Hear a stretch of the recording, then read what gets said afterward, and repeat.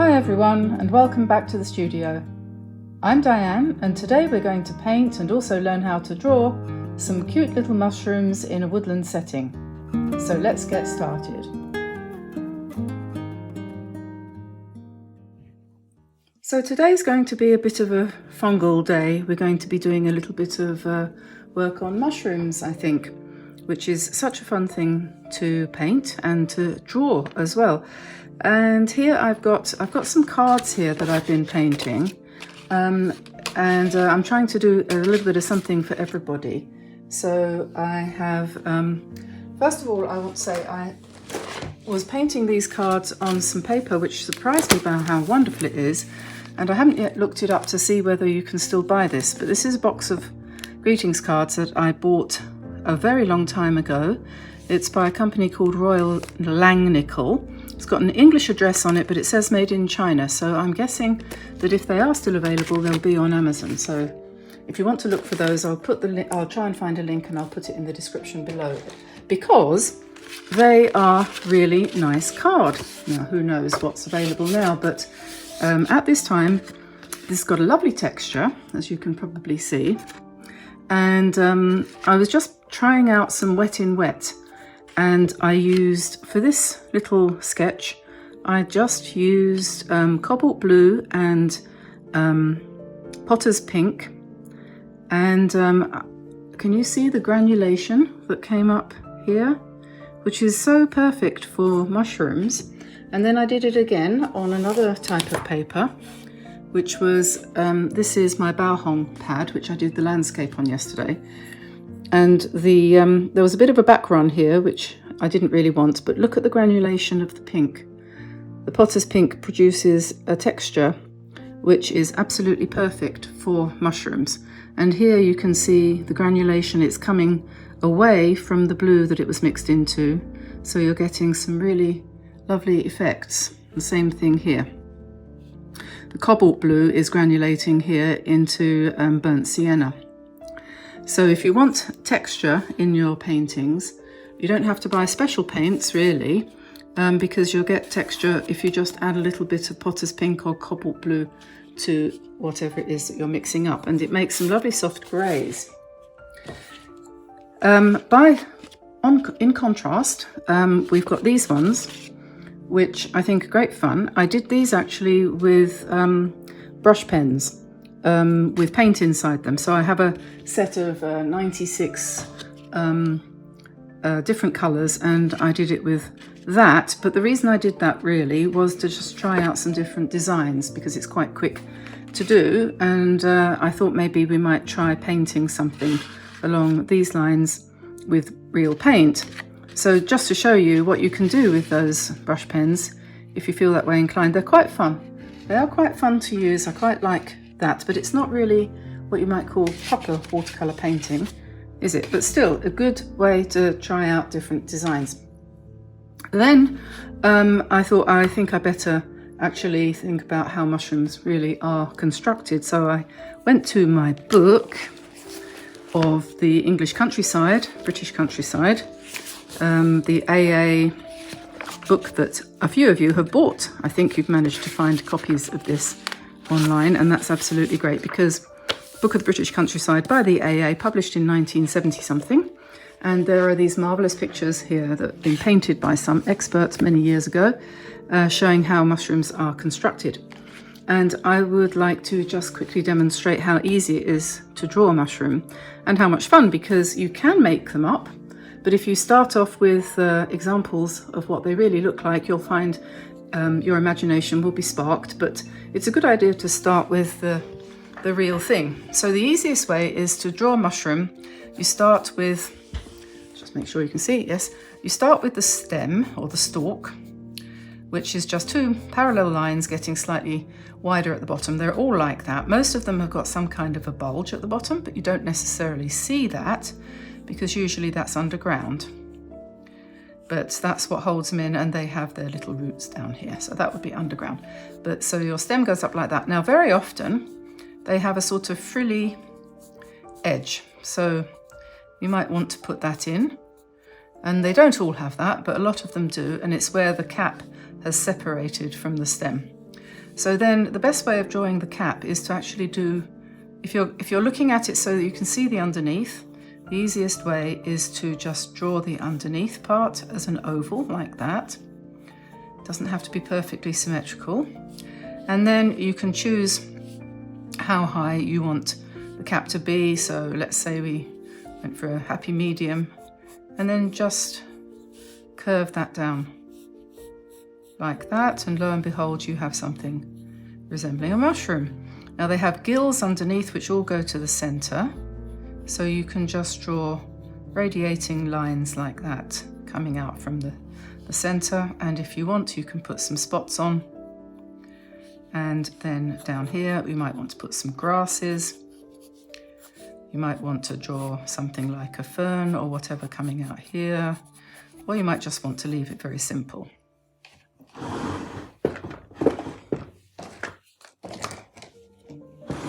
Why can you never find an eraser when you want one? I had a whole big pot of erasers, but I can't find one now. Anyway, never mind. I was just going to rub that bit out, but I won't bother because I can't find it. Now, if you wanted to do one that was facing you, that's easier still. So you just draw your stem. Like a tree, they just come out a little bit at the bottom like that.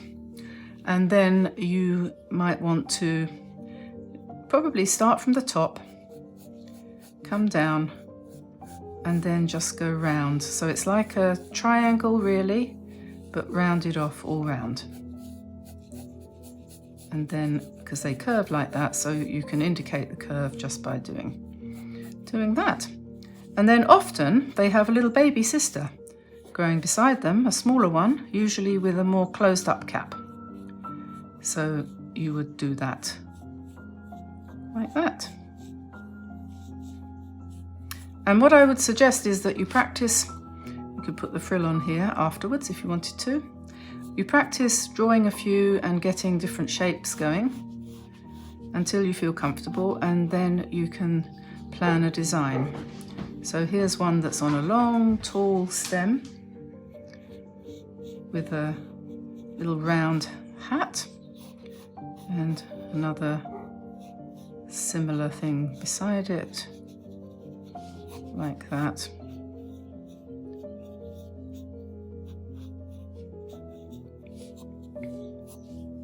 And away you go. Once you start drawing these things, you won't be able to stop.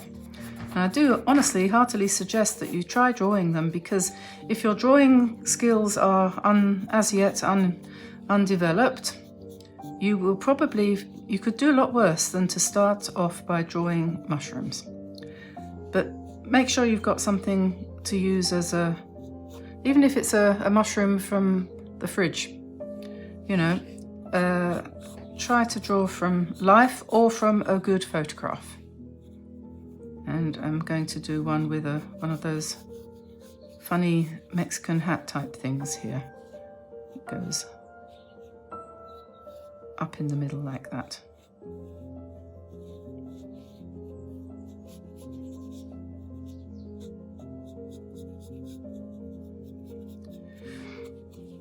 Okay, so that's how you draw a mushroom. Now, to do this painting, I'm going to have a limited palette. I don't believe in mixing up my colours before I start. I like to let them mix and mingle on the paper so that we get a much more lively effect.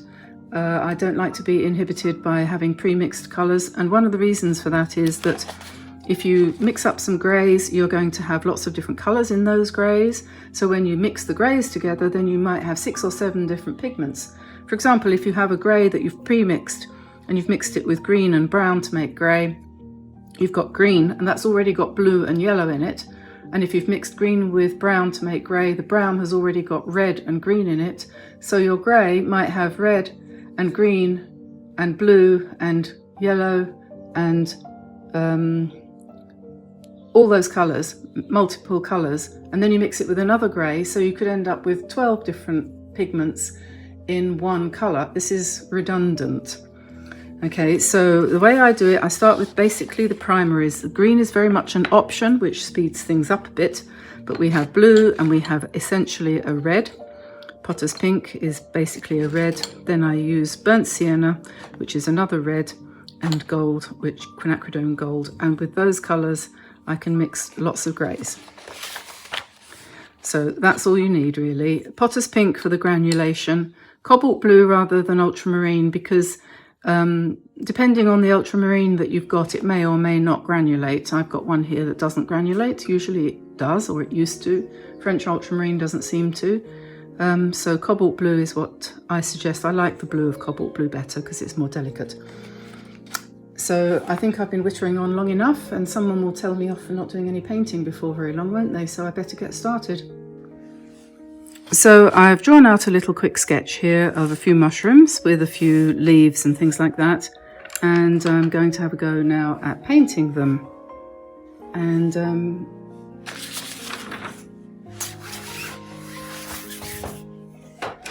I've got the paints I mentioned earlier here, and I found my rubber eraser, and I'm using a round number 5 because this is fairly small. I don't normally paint this small, but I decided to do it in this little sketchbook, and that's the way it turned out. So we're going to paint more or less fairly at random. I'm going to try and do this reasonably loose. I know that this particular paper is fairly it requires you to paint loosely, so I'm going to do a very loose undercoat, and I'm going to let the colours blend, and then when that's dry and we've got all of our granulation and everything happening, then I can put in a few details. So I painted that one there in Potter's Pink and Cobalt Blue, and I'm just going to let that all blend. And then I'm going to do Potter's Pink on this one. This is a sort of, it's called a shaggy, what's it called? A shaggy ink cap, I think. And it has kind of scales that stick out. So we'll put those in afterwards. And I'm doing, this one I'm doing the stem in blue, bluish. This one I'll make a little bit of a grey, so I'm mixing the Potter's Pink with blue, using plenty of water. And then this one has got spots on it, and it's a soft red, so I think I'll do it in a mixture of burnt sienna and blue. So just drop that in, and then underneath it's going to be grey again, so we'll use blue.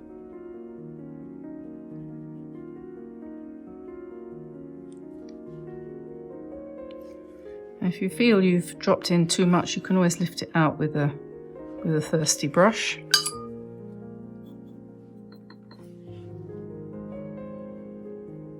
Pop in the stem.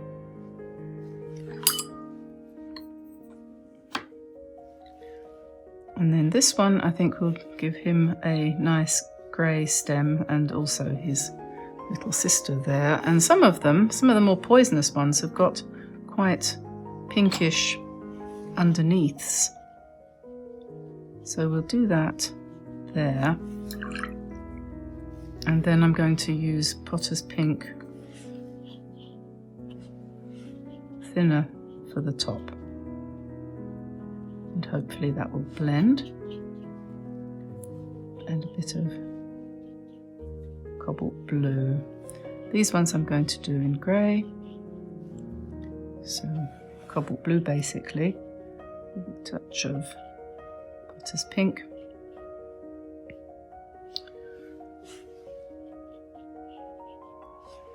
Okay, so now that needs to, oh, I've missed one down there, haven't I? We'll just do that one in a little subtle grey there.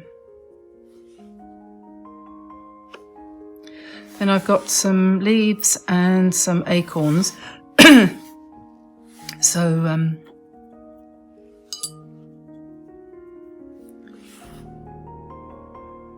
it's an oak leaf, so we'll do that yellow to start with, and then I'll drop in some burnt sienna.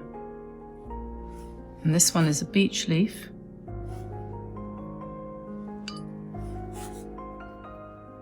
So we'll start that one off with burnt sienna.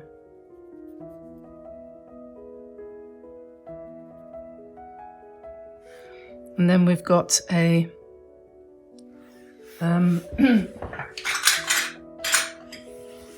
acorn, so that will need a fairly dark colour for the cap.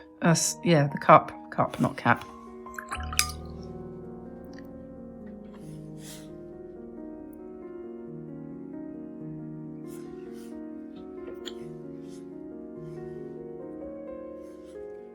Another oak leaf.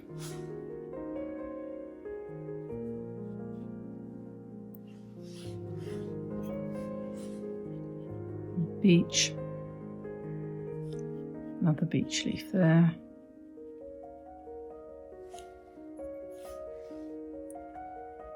Acorn cup.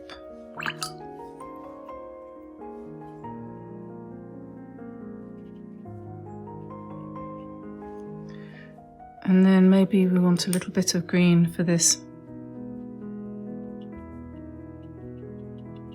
ferny thing.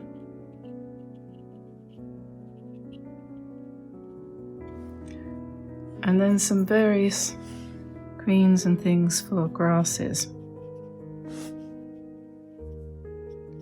growing up in between. Try not to get too pernickety about all of that. It always looks better if you can just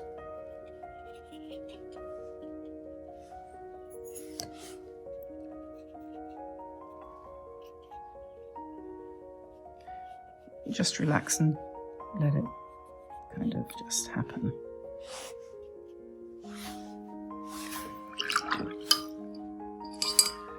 Okay, that's nearly dry. So I'm going to come back in here with some more Potter's Pink and just drop that in loosely.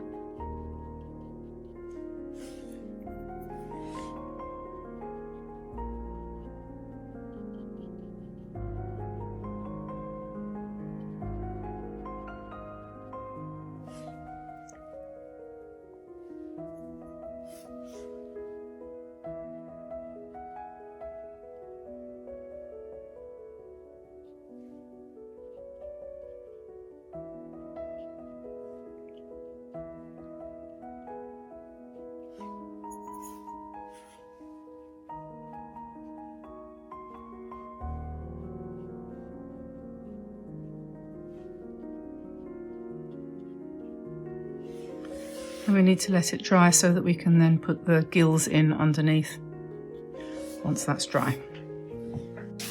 So this is dry now, and I'm just going to add a few shadows underneath, indicate some of the gills, and increase the amount of shadow right close to the stem. And you can use a light wash of cobalt blue for this. Doesn't matter what the colour is underneath, because the cobalt blue will just act as a shadow colour wherever you want it. We don't need too much, don't want to spoil things. It's just a very light little sketch with a little bit of character, and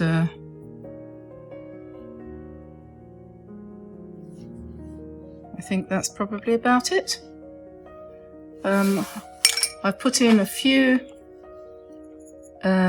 grasses using a rigger, and just add one or two more.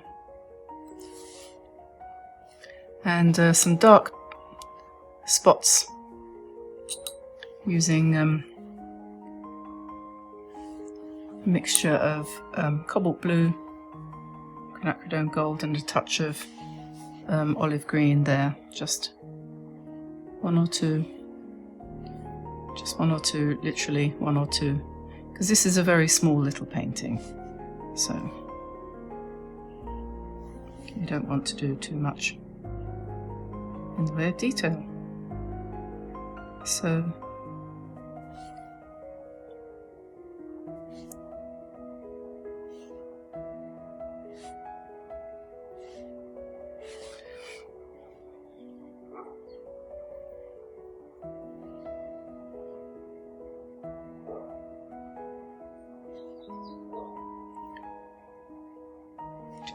generally kind of indicate the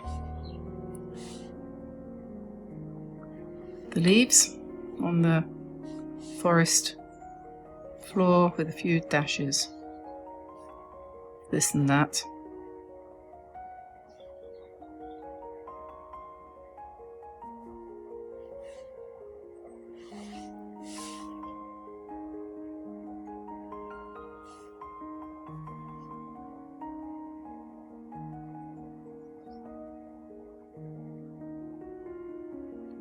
Emphasize the shagginess of the what's it called again? Shaggy ink cap.